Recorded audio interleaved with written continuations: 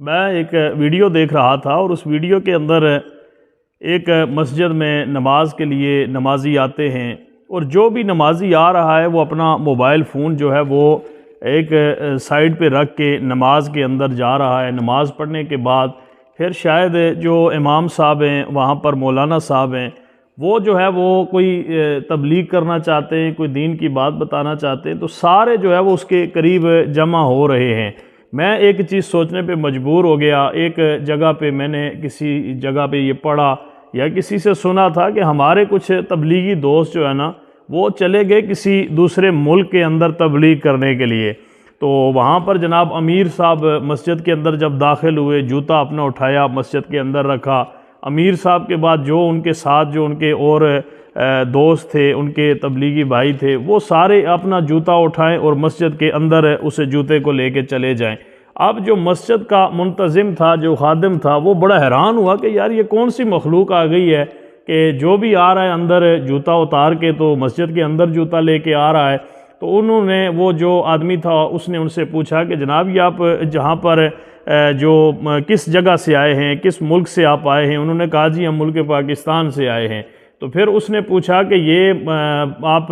یہاں کس غرض سے آئے ہیں؟ تو انہوں نے کہا ہم تبلیغ کی غرض سے آئے ہیں کہ یہاں پر ہم تبلیغ کے لیے آئے ہیں کہ تبلیغ کریں۔ پھر اس نے کہا کہ یہ آپ میں سے ہر آدمی جب باہر سے اندر آ رہا ہے تو جوتا اپنے ساتھ اٹھا کے لے کے آ رہا ہے، تو یہ کس وجہ سے آپ اپنے جوتے جو ہے وہ مسجد کے اندر لے کے آ رہے ہیں؟ تو انہوں نے کہا کہ ہمیں اس بات کا خدشہ ہے کہ ہمارا جوتا چوری نہ ہو جائے۔ پھر انہوں نے کہا کہ یہ بڑی حیران کن بات ہے کہ یہ مسجد ہے، اللہ کا گھر ہے، یہاں پر جتنے لوگ آئیں گے نماز کے لیے ہی آئیں گے۔ ایک عام آدمی کے بارے میں ہم یہ تصور نہیں کر سکتے کہ وہ کسی کی چیز بغیر پوچھے اٹھائے چوری کرے۔ تو آپ کو یہ کیسے مطلب اس بات کا گمان ہے کہ یہاں پر جو نمازی آئیں گے وہ ہمارا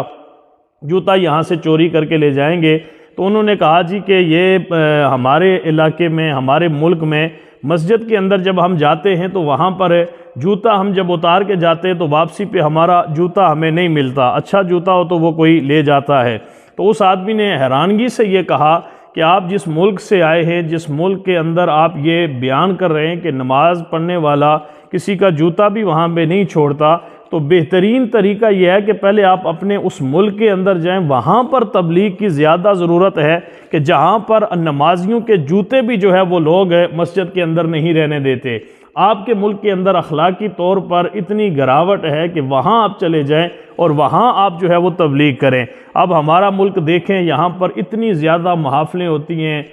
حسن قرات کی محفلیں ہوتی ہیں، محفل نعت کی محفلیں ہوتی ہیں، اسی طرح جو ہے وہ میلاد شریف کے پروگرام ہوتے ہیں، سیرت النبی کی کانفرنسز ہوتی ہیں، آراس مبارکہ ہوتے ہیں، اور بہت سارے تبلیغی اجتماعات ہوتے ہیں۔ میں یہ سمجھتا ہوں کہ دنیا کے اندر اگر اس وقت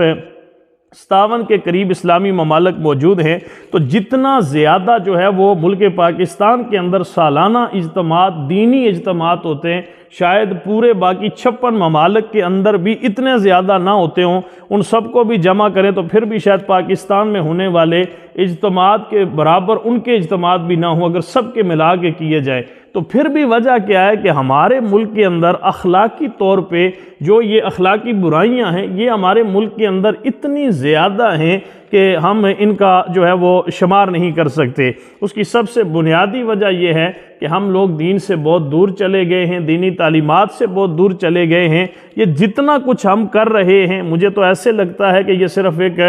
رسماً یہ سارا کام ہو رہا ہے۔ اگر عملی طور پر یہ اقدامات اٹھائے جائیں اور ہر محفل کے اندر آنے والا اس محفل کا رنگ اپنے اوپر لے کے جائے، وہاں پر بیان کردہ چیزوں کو اپنی زندگی میں لے کے آئے، تو ہم اتنے زیادہ جو ہے وہ اخلاقی طور پر جس گراوٹ کے اندر گر چکے ہیں اس میں ہم بچ سکتے ہیں۔